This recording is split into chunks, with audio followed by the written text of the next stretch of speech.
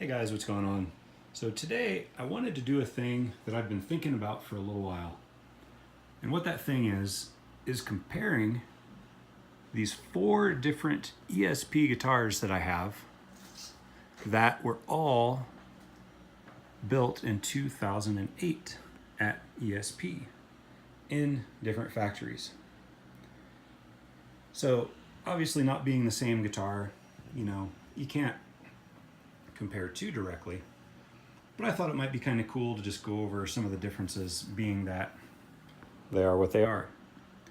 So over here on the left, I have a Lynch Kamikaze 1 that was made in the Laiho factory. Next, I have a Horizon NT2, which was a standard series, so made in the production factory. Next, I have a Jeff Hanneman, which was made in the Kizo factory. And finally, on the right, I have a custom shop that was based off of an Alexi Laiho, but if you notice by looking at it, there are some differences. That was made in the T factory, Takata factory, which is their custom shop place. So I thought it would be really neat to just kind of compare and contrast some of this stuff. So let's start over here with the Kamikaze. Oh, and by the way, all of these were built in 2008 by ESP. So they're all the same year. 2008, by the way, I feel was an extremely good year at ESP. Really nice ebony. All of these have real nice dark ebony boards. Very tight grain. So that's a nice common thing between them. They've all got really nice tone wood. So let's start with the Kamikaze. This was made in the Laiho factory, which does the bolt-on neck stuff. I'm not a George Lynch fan per se. I got this because I'm an ESP fan. And I wasn't also sure what to expect with this 45mm nut shelf. But this guitar has fantastic craftsmanship. Previously, I had one other made in the Laiho factory, a bolt-on KH2, that also had really great craftsmanship, but that was a 96. But this thing, just the fretboard is one of the straightest fretboards I've ever seen in my life. It's got a maple body. It's got a lot of tone and bite.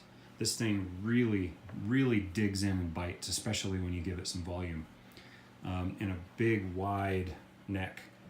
I was concerned that this neck was going to feel like a baseball bat, but actually the neck profile is pretty thin. It's just really wide.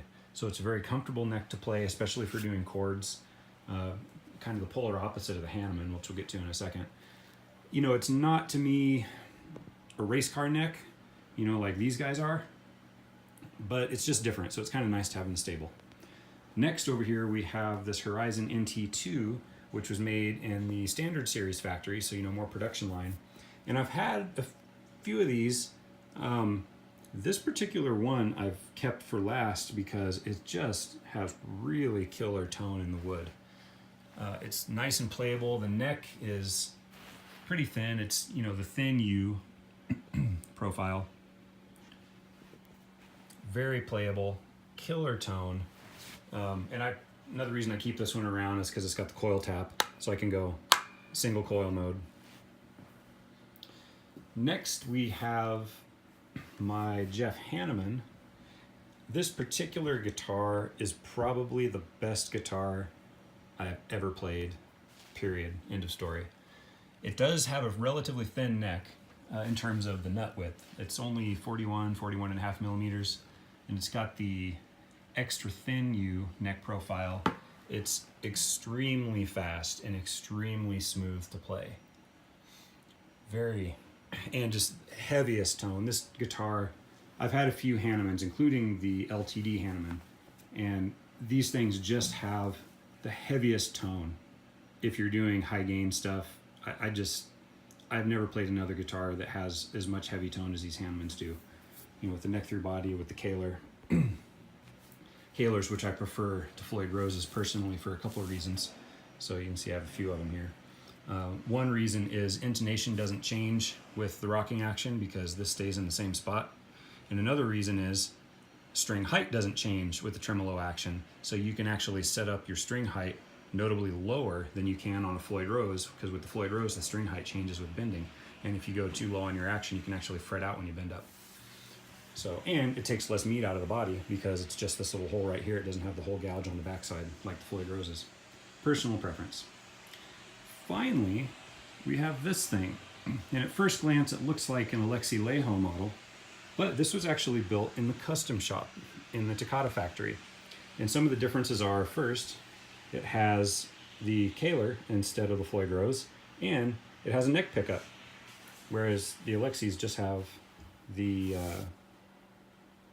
bridge pickup. And then this thing has a really nice mother of pearl binding all the way around. It's got locking tuners and the Floyd Rose lock, neck through body. And the coolest part, perhaps, is the guy who had this built, it wasn't me, I bought it used. The guy that had this built spec'd out an extra thin flat neck profile. So while it has the standard 42 millimeter nut shelf, it has an extremely thin neck, and so it's lightning fast to play. It's actually thinner of a neck than the Hanneman, which is impressive because the Hanneman's a damn thin neck. So anyway, these are the 4 guitars. And I just wanted to kind of play them and then compare and contrast kind of some different things about them. A lot of people have a lot of things to say on the forums about, you know, the different factories that these were built in, and, you know, is this better than that? Is that better than this? And probably not many guys have had a lineup like this where they can play them back to back and form some opinions, and have others too that aren't here in the picture that can help form some opinions. You know, I will say, generally speaking, this Sato guitar and this Kizo guitar are just absolutely top notch function, playability, materials, craftsmanship. The SS guitars are really great. They're, you know, as you would expect, they're between the LTDs and the ESPs. These guys, still really great guitars for the money.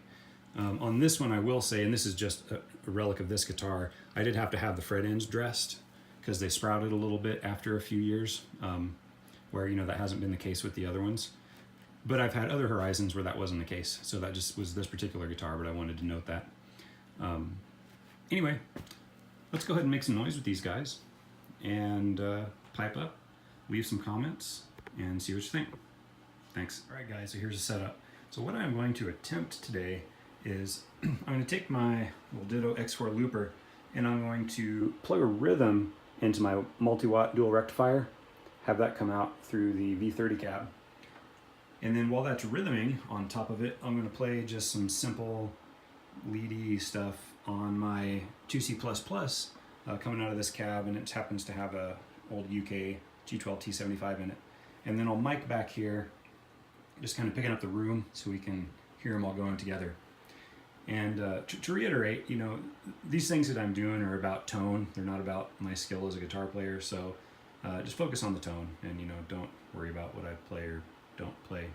So check it out.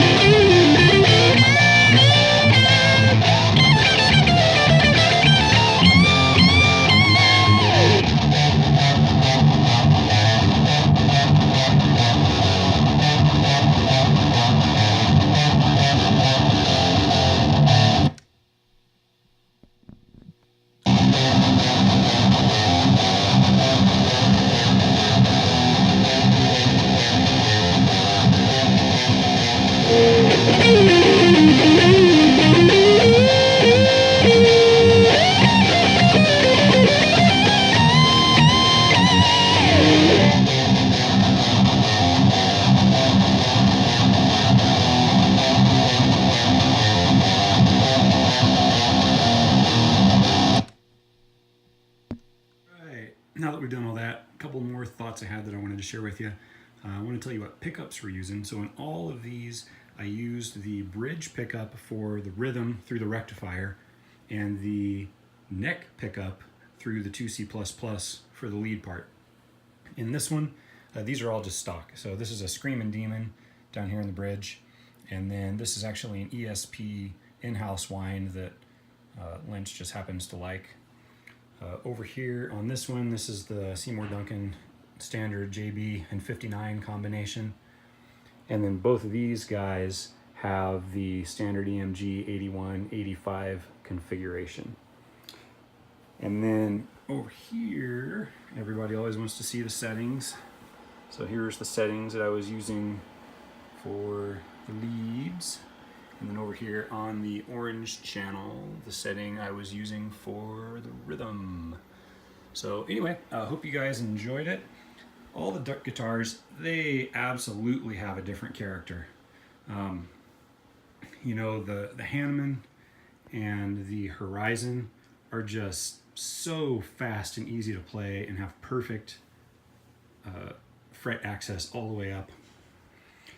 This thing, it's got pretty good fret access up to 22, but the way this thing heals compared to, you know, either one of these guys, above 22, it's a little harder, whereas these guys are just beautiful access all the way up to the top.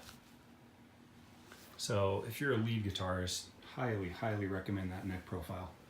And then finally over here with the bolt-on neck, you know, obviously Lynch is a shredder and he can do all that. I can't do all that on this guitar. I have a real hard time with fret access up here, and it only has 22 frets.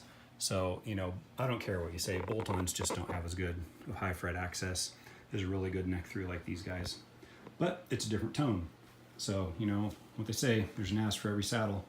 And these are definitely some saddles. Anyway, leave some comments, tell me what you think, and hope you guys have a great day. Later.